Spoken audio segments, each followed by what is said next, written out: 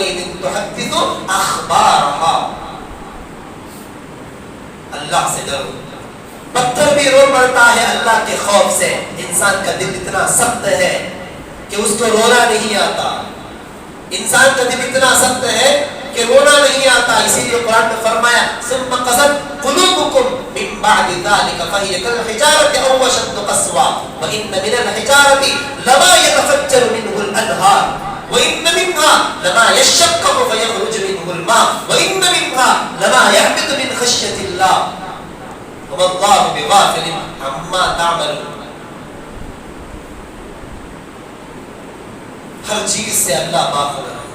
ہر چیز کو اللہ جانتے ہیں. تم نے کیا کیا, تم نے کیا نہیں کیا, ہر چیز سے اللہ واقف ہے. اس لیے میرے بھائی اللہ سے ڈرے, اللہ کا خوف لائے, اللہ سے توبہ کرے. جہاں پر ہم سے گناہ ہو جائے اسی مقام پر آپ اللہ سے توبہ بھی کریں تاکہ وہ زمین گواہ نہ بن جائے.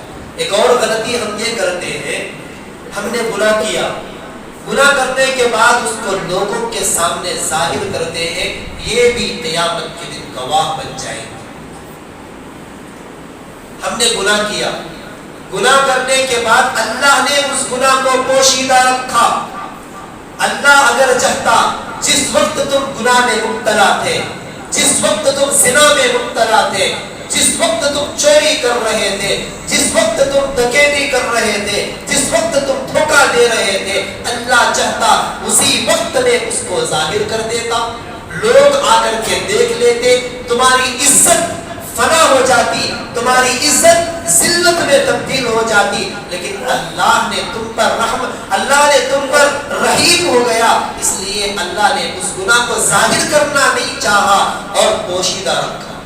اللہ جب چھپا کے رکھے ہیں تو انسان صبح اٹھ کر کے آتا ہے اور لوگوں کے سامنے کہتا ہے, اپنے دوستوں سے, اپنے خاص لوگوں سے یہ کہتا ہے رات بڑا مزہ آیا, وہاں یہ کریا, وہ کریا, ایسا کریا, ویسا کریا. لذت لے لے کر کے آدمی بولتا ہے. یہ دوست جن کے سامنے اس نے یہ تذکرہ کیا, یہ قیامت کے دن یہ دوست اس کے خلاف گواہی دیں گے, کہیں گے اے اللہ اس بیچارے نے فلانی رات میں فلانے وقت میں یہ کام اور یہ حرکت کی ہے, اللہ ہم نے تو دیکھا نہیں لیکن اس کی زبان نے اس کی گواہی دی ہے, اس کی زبان نے اس کی گواہی دی ہے اور یہ کان اس کے لیے گواہ ہے. یہ دونوں کانوں نے اس کو سنا ہے. اور آج رسم و رواج کے ایام چل رہے ہیں. ربیع الاول کو ایک رسم و رواج بنا لیا گیا. اللہ کے نبی کی محبت کا نام دے کر کئی بدعات کو ایجاد کیا گیا.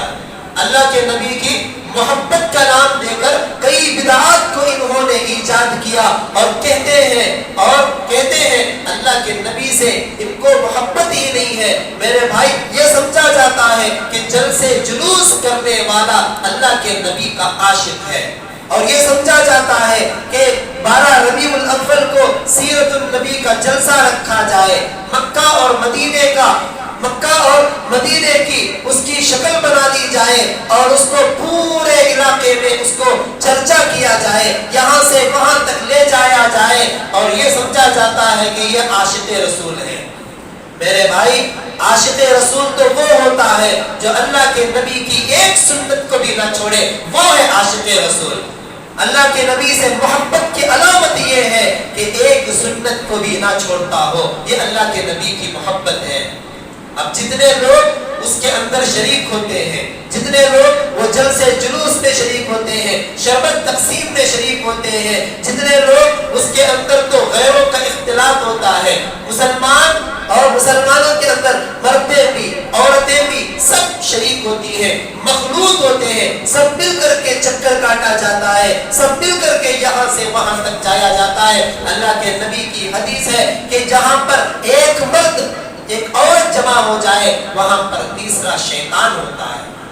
یہاں پر تو مخلوط ہے, سارے کے سارے جمع ہو گئے ہیں, مرد بھی ہے عورت بھی ہے, اکٹھے چل رہے ہیں, سب پھر رہے ہیں. میرے بھائی اور مجھے یہ بتاؤ کہ اس کے اندر کوئی نیک انسان موجود نہیں ہوتا.